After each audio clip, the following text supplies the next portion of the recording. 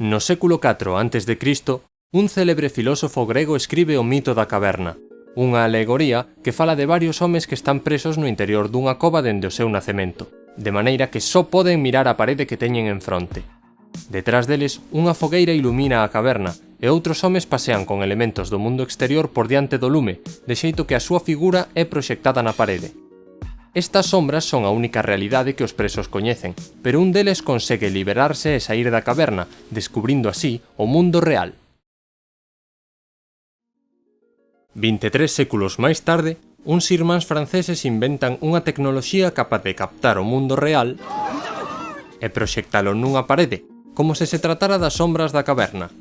Así nace o cinema, unha técnica convertida en arte, con máis de 125 anos.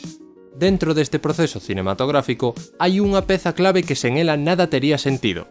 Falamos dos prisioneiros da caverna, falamos do espectador.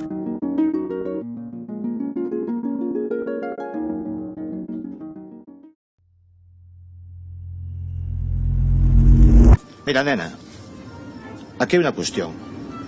El concepto es el concepto. Dicimos que un espectador é aquela persoa que asiste a un espectáculo. Ambas palabras proveñen da raíz latina spectare, mirar, contemplar ou observar atentamente. Pero que é o que diferencia a un espectador cinematográfico do resto de espectadores? Unha película está formada por unha sucesión de imaxes reproducidas a unha certa cadencia, de maneira que grazas ao fenómeno phi somos capaces de percibir unha ilusión de movimento nestas imaxes estáticas. Pero Jean-Pierre Rodart vai máis aló cando publica en 1969 un escrito sobre a sutura, un termo que collen prestado da psicanálise. A sutura é a capacidade que ten o espectador de encher as ausencias entre os planos, reconstruir o espazo-tempo que vai máis aló dos límites da pantalla e formar na súa mente unha unidade coherente, dotando de sentido e continuidade a narración. É dicir, que todo o que está fora do plano non existe, pero creámolo nós. Pero e el concepto, Amiga, a los hechos me repito. Se ben é certo que a maior actividade como espectador realízase durante o visionamento da peza, tamén podemos preguntarnos, seguimos sendo espectadores antes e despois do filme? Xa antes de entrar na sala, estamos a formar parte da experiencia cinematográfica, creando expectativas da película que xeraron elementos publicitarios como os trailers ou os cartéis. De maneira que ao ver o filme estamos traendo á mente reminiscencias formadas por estes elementos de marketing e facendo unha nova lectura deles. Por outra banda, unha vez xa finalizada a proxección, abandonamos a sala reflexionando sobre a totalidade da obra e saboreando unhas sensacións finais que nos invitan a recomendar a película ou a criticala, sendo espectadores dela unha vez máis.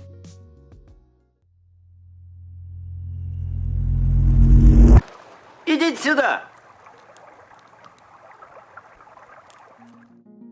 O ser humano ten unha fascinación polas historias alleas, especialmente as tráxicas. Como nun accidente de tráfico, a nosa curiosidade obríganos a mirar a morbosa escena, porque sabemos que iso que acontece non ten nada que ver con nós, e en caso do cinema, non está sucedendo aí, nese tempo e lugar da proxección.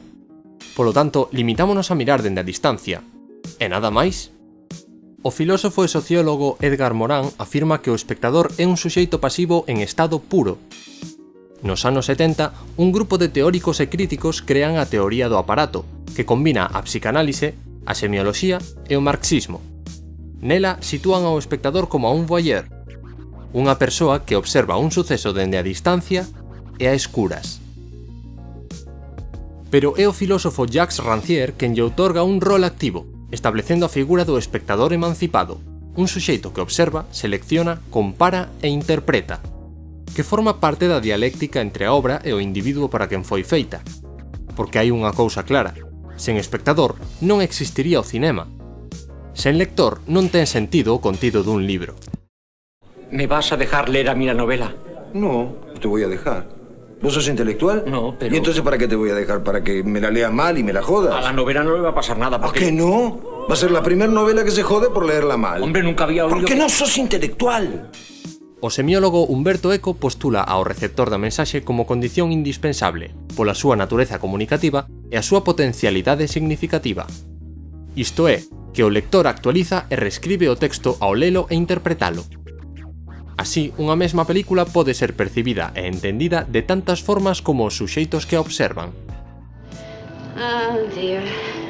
We become a race of peeping Toms. What people ought to do is get outside their own house and look in for a change.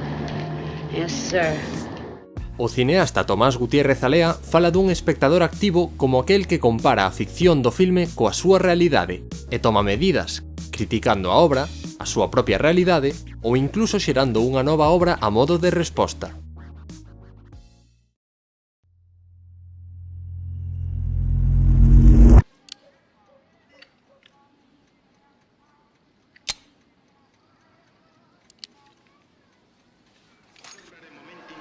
A pesares de saber que a ficción que retrata unha película non é algo real por definición, alegrámonos cando o heroe consegue o seu obxectivo.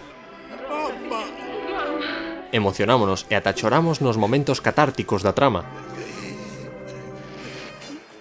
En definitiva, padecemos unhas sensacións reais fronte a situacións irreais.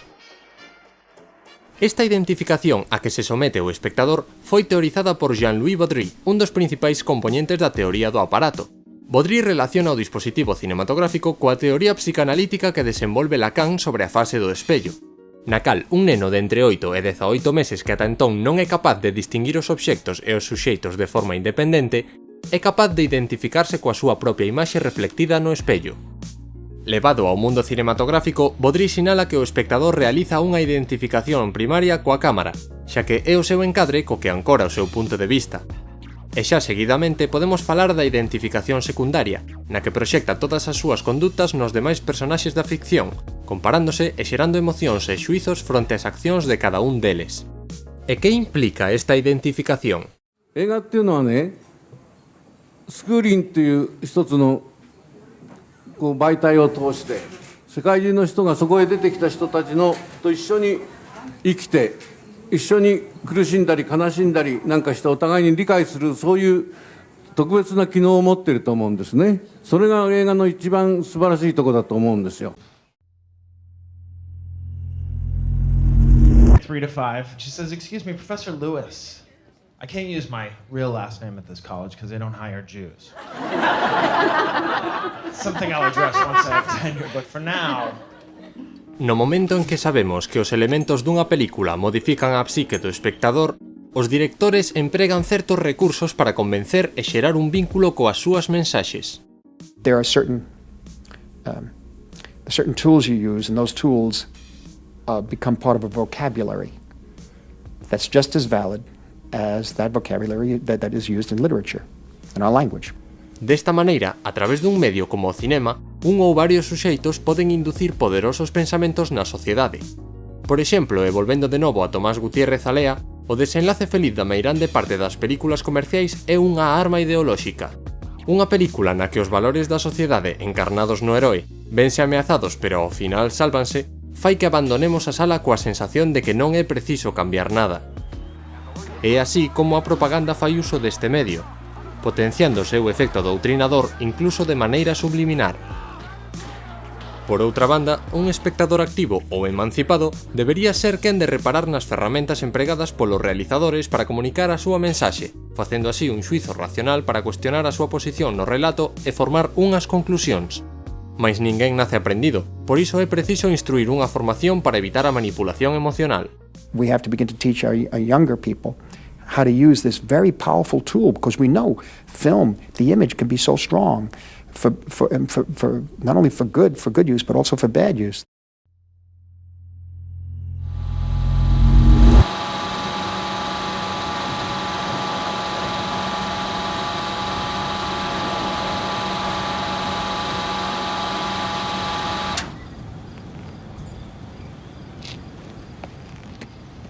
O papel da violencia dentro deste contexto é clave.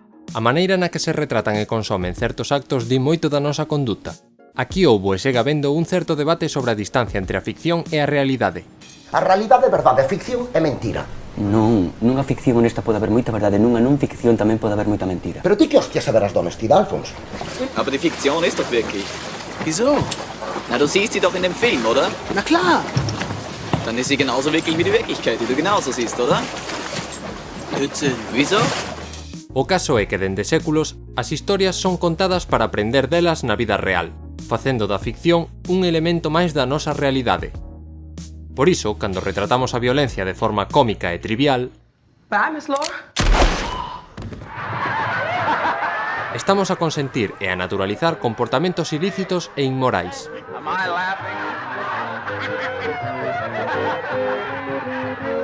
É certo que hai diferentes formas de retratar actos violentos, ocultándoos de xeito que todo aconteza fora de campo para que o espectador poida reconstruílo a través da sutura, ou amosando secuencias explícitas con crueza. On est toujours d'accord que la violence se passe, qu'elle est consommable, et on se rend pas compte qu'on est le complice de ça. A interpelación é un dos recursos utilizados pola linguaxe cinematográfica para que o espectador interveña nos feitos. Así o confirma o teórico de cine Francesco Casetti. De maneira que cando un personaxe rompe a cuarta parede, quere facer ver ao espectador que este forma parte dos seus actos, como cómplice ou incluso como víctima.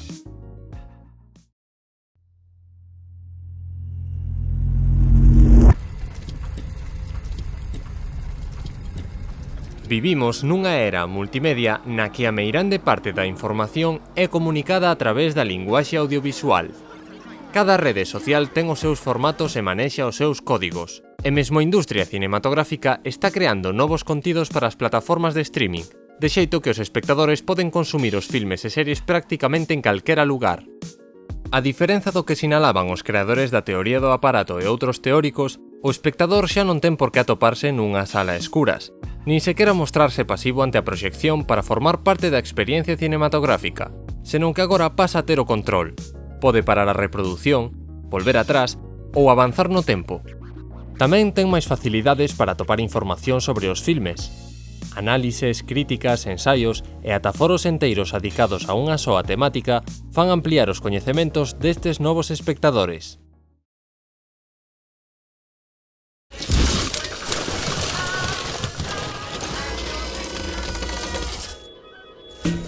Xa como conclusión, agora que os mundos ficticios estánse a apoderar da nosa realidade máis ca nunca, agora que sabemos que o cinema é tamén unha ferramenta para transmitir ideoloxías, debemos aprender a mirar, a liberarnos da caverna e ver o mundo por nós mesmos.